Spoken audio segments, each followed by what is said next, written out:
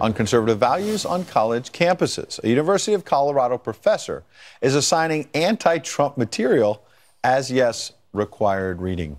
The course, Topics in Public Rhetorics, is a mandatory class for students majoring in rhetoric and writing at the University of Colorado, Colorado Springs. Why do liberal universities continue to target the president? Campus Reform's Cabot Phillips here to weigh in. This is not just a speech on campus. This isn't just a protest on campus. This is in a syllabus. It's a required reading students have to read. The book says that if you supported President Trump, you're standing up for xenophobia, racism, sexism, and it's a fun little game to play where you just replace President Trump with President Obama. Imagine if a professor had assigned a book that was telling you if you supported President Obama, you're racist, you're supporting scandals and lies. It would never happen. It's all one-sided. And it's important to point out, the professor that assigned this is the chair of the English department. Wow. If you're an 18-year-old college student or 20-year-old college student coming into class, you've already had this required reading. You know exactly what your professor thinks of you if you're conservative. You're going to keep your mouth shut. You're going to be intimidated by them. Absolutely. This is what the syllabus says. Speak up if you feel triggered by something someone is saying or doing. Never demean, belittle, devalue, or otherwise put down others for their comments, questions, experiences, or ideas. This is exactly the culture we see, and it's only against conservatives, though. They would never happen against liberals, and it's because professors get away with this. They know that they can push this rhetoric, and there won't ever be consequences. People rarely hold them accountable, and students have become used to this. We've covered at Campus Reform. It's not just this one isolated incident. Right. Professors have had test questions where you could only answer it correctly by saying that President Trump was elected because of white supremacy. We've seen professors ranting in lectures saying that the Las Vegas massacre happened because of President Trump.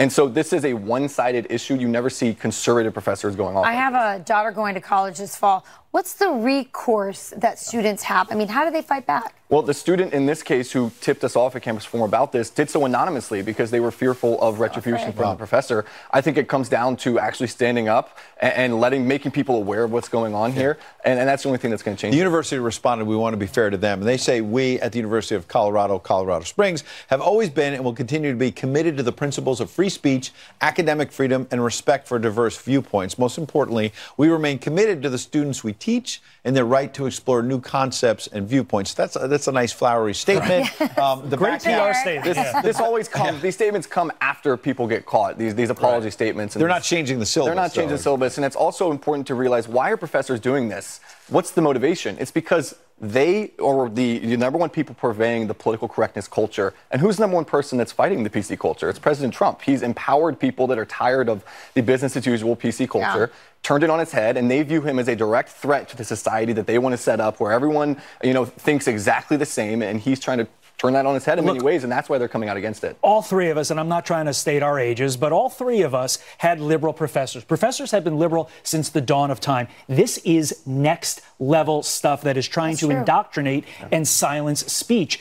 You experience it, I'm sure, in your classes because you're 12 years old. No, you're 24 years old. And so you experienced it just a few years ago. And I went to Liberty University, which was a conservative university, a private school. I think that's the difference. It's the public schools where we see this going on so often. And I think a lot of people, parents, don't know what's going on with their taxpayer money. They don't know the books that are being assigned. So for the parents at home, go do your research. And the students, look at the assigned readings, look at the syllabus, look at what is actually going on in the classroom, because it's our money that's actually funding these things. That's the worst part. That's right. If I was a Colorado taxpayer, I'd be pretty outraged that that's where my money's going to. As you should be. Thank you for joining us here.